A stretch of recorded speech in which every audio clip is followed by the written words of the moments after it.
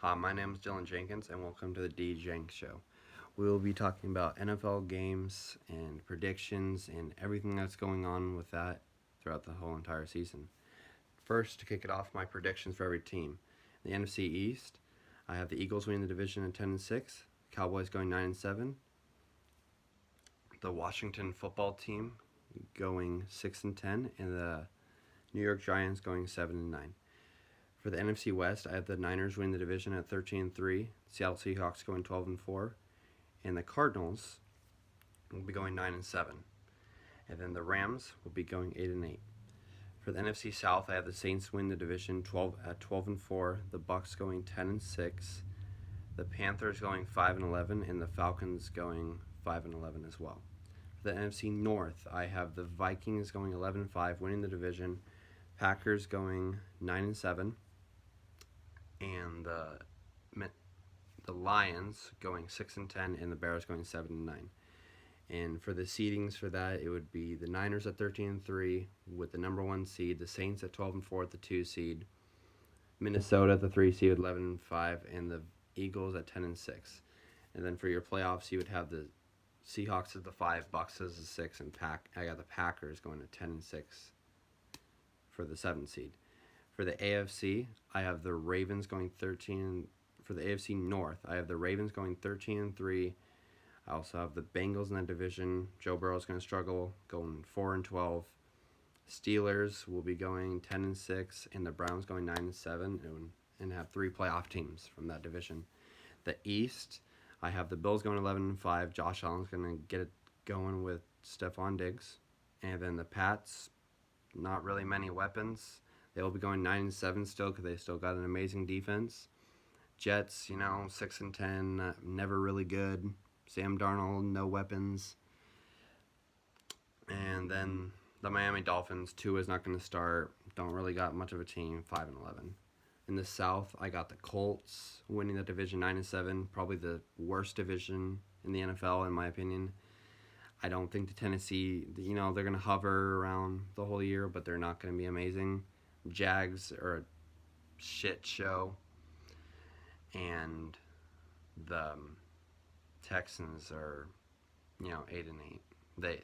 They could be better if Deshaun steps up, but as of right now, I have to see that. The Chiefs, defending champs, 12-4. Broncos going 9-7.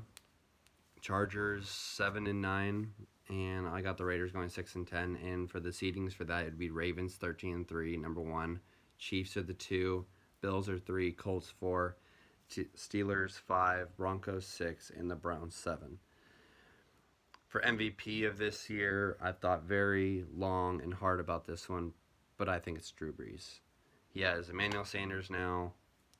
He was leading the league in touchdowns last year, and he still ended up with 25 with being out with 5 games. Imagine what he would have had. He would have beat out Lamar, and he would have had more. For Offensive Player of the Year, I have CMC. Best running back in the NFL, you could argue. Maybe not the big, strong guy that Henry is, but he's more elusive than any other back. Best receiving back, best overall. Defensive, I have Nick Bosa. He had 9 sacks last year, destroyed the Chiefs in the Super Bowl, and that's one of the best O-lines. Destroyed the Vikings in the playoffs and destroyed Green Bay. And he missed about 5 sacks just because of a player having like one little juke to get out. And the Niners have 2 mobile quarterbacks in that division. For Coach of the Year, the best, I think it usually should be going to the best record or a team that improved the most. And there's not many teams that improved the most. And so it's either going to be John Harbaugh or Kyle Shanahan. And I think Kyle Shanahan, is going to overcome that Super Bowl hangover. And the Ravens didn't even make it that far, so they don't have that chip on their shoulder. And so I think it's going to go Kyle Shanahan. Most touchdowns thrown, again, Drew Brees. I think he's going to hit like 40. You have the best receiver in the NFL. You have a great number 2. Really good tight end. You got Alvin Kamara. Very good. O-line's full of Pro Bowlers. Drew Brees. Rushing leader, I think they keep the Titans. I think Henry repeats because that's all they do is run. And you can't stop him. He's 6'4" freight train running at you all day long. Receiving leader, until I see someone dethrone Michael Thomas, I can't take away from how good he's been, and it's going to be Michael Thomas. For this week's games, first game is the Chiefs. I got the Chiefs beating the Texans 31-27. Eagles are going to destroy Washington and win 31-13. Patriots play Miami, and it's 20. I have them winning 21-19, close ball game. Kirk Cousins gets the best of Aaron Rodgers at home, 31-24. New Colts against the rebuilding Jaguars. Hashtag tank for Lawrence. They're going 31-13. They're going to win 31-13. Bears.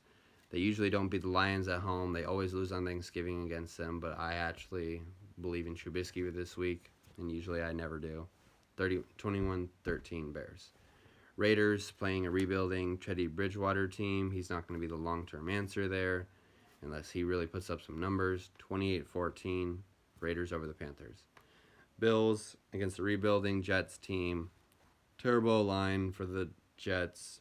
Sam Darnold's a good young prospect, but he has to have a lot going for him. He can't go and be Mahomes and be good with bad players, because Mahomes could make things happen with any player.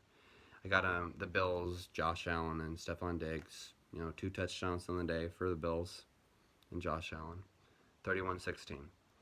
Ravens winning a very close game against the Browns. I think the Browns are going to come out swinging game 1. OBJ is going to get going. Baker Mayfield's going to look good this season, but I still don't know if he'll ever win a Super Bowl. My guess is no.